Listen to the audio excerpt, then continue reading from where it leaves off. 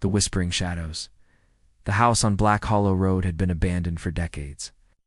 Its once grand facade, now cloaked in ivy and decay.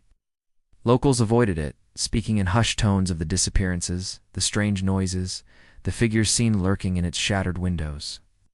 But to James, an aspiring journalist, it was the perfect subject for his next big story.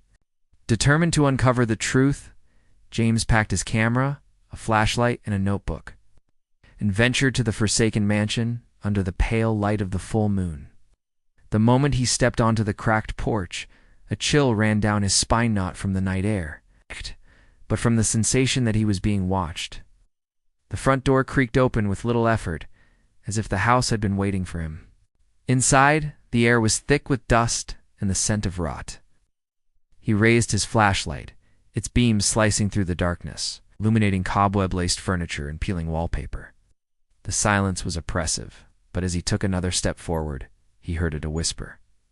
James froze.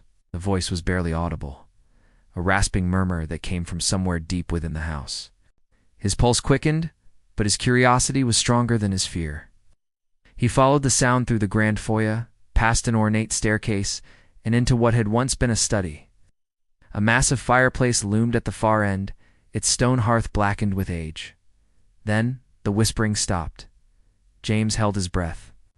The silence stretched, heavy and unnatural. Then, just as he turned to leave, a guttural whisper slithered through the darkness, chilling him to the core. Ow. You shouldn't have come. The flashlight flickered, and the temperature dropped sharply. He turned, heart pounding, scanning the room for the source of the voice. And then he saw it, a shadow darker than the surrounding gloom, shifting unnaturally in the farthest corner. James stumbled backward, his foot catching on the worn rug beneath him. He hit the ground hard, the flashlight skidding from his grasp. The beam now pointed toward the ceiling, casting eerie, shifting shadows along the walls. He scrambled to his knees, reaching for the light when cold fingers wrapped around his wrist. A scream died in his throat as he looked up into a face that wasn't human. Hollow eyes, sunken and endless, bore into him. A jagged mouth twisted into an unnatural grin. The whisper came again, this time so close it felt as though it was inside his head. Stay with us. James yanked his arm free and bolted, sprinting through the darkened hallways, the whispering growing into a chorus behind him. The shadows twisted, reached, beckoned. He could see the front door ahead, slightly ajar, and with a final burst of adrenaline, he lunged for it. The moment he crossed the threshold, the voices ceased. The oppressive weight lifted.